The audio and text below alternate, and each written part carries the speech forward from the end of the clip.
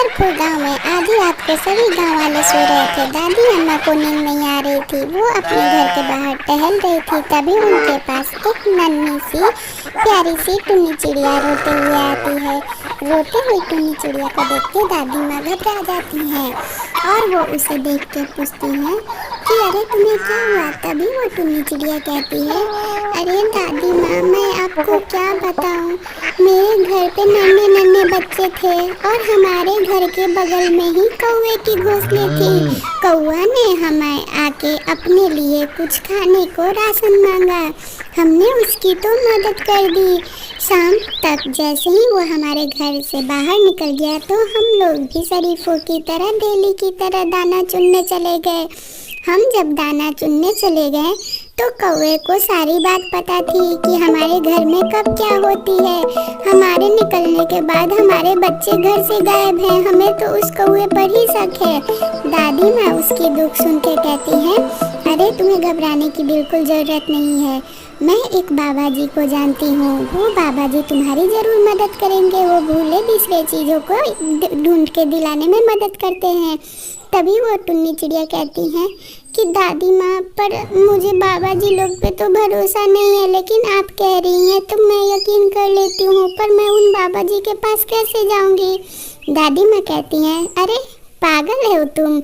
अच्छा, क्या तुम चिड़िया हो तो तुम्हारे अंदर मोह माया नहीं है, तुम्हारे अंदर ममता नहीं है? तुम्हें भी तो अपनी बच्ची वापस चाहिए। मैं तुम्हारी मदद करूँगी। नादान हो तुम, तुम्हें समझ में नहीं आ रहा है कि मैं तुम्हें बता रही हूँ तो मैं तुम्हारी मदद करूँगी। वैसे भी मुझे बुढ़िया को नींद नहीं आ रही है। चलो मैं तुम्हें बाबा जी के पास ले चलती हूँ। वो टुन्नी चिड़िया उस दादी माँ को अपने साथ गाँव के बाहर लेके चली जाती है। गांव जब सुबह होता है तो गांव में चहल पहल शुरू हो जाती है। बहुत ही प्यारे प्यारे नन्हे नन्हे टुन्नी चिड़िया अपने काम में लग जाते हैं। सासू माँ को ढूंढते हुए उनकी बहू अपने बालकनी आ जाती है।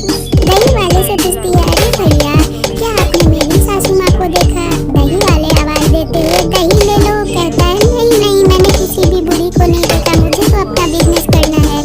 उनकी बहू घर में चली जाती है और अपने पूरे परिवार को खबर देती है। पूरा परिवार और गांव वाले इकट्ठे होते हैं।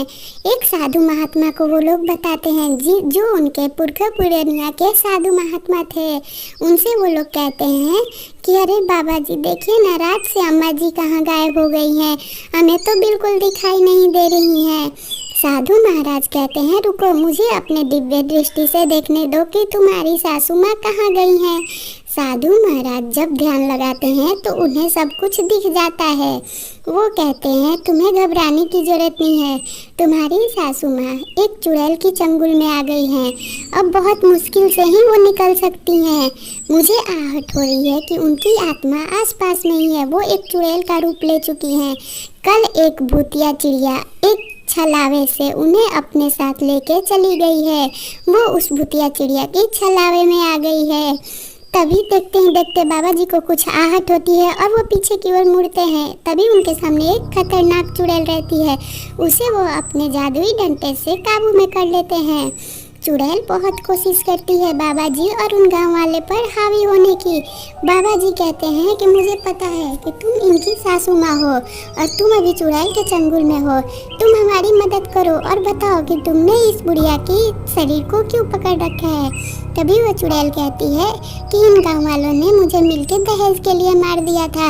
मैं अब इन सारे गांव वाले को मारूंगी और सबसे पहले इन गांव के बुढ़े बुढ़ी को मारूंगी, क्योंकि दहेज प्रथा इन बूढ़ों ने ही चालू किए थे। ये पुरखा पुरनिया अगर ये वाले दहेज प्रथा बंद कर देते तो आज मैं भी जिंदा होती। मेरे परिवार वाले ने दहेज नहीं दिया, इसलिए इन लोगों ने मुझे मार के नदी में फेंक दिया था। तभी वो गांव वाले उससे माफ़ी मांगते हैं और कहते हैं, आज के बाद हम लोग कभी भी किसी से दहेज नहीं लेंगे। तभी वो चुड़ैल छोड़ के चली जाती है और वो दादी माँ को वापस लौटा देती है। दादी माँ कहती है, अरे तुम लोग इतने सवेरे इकट्ठे होके क्या कर रहे हो। तब उन्हें समझ में आ जाता कि दादी माँ को कुछ याद नहीं है कि उनके साथ क्या घटना घटी थी। वो लोग कहते हैं, अरे दादी माँ, हम लोग तो होली की तैयारी कर रहे हैं, क्या आपको होली नहीं खेलनी है। तभी दादी माँ हंसते हुए कहती है, बस तुम लोग बहुत शरारती हो गए हो, मैं बुढ़िया अब कैसे होली खेलूंगी। ऐसी कहानी देखने के लिए मेरी चैनल सब्सक्राइब कर लें और वीडियो को एक लाइक ज़रूर कर दें। Thank you.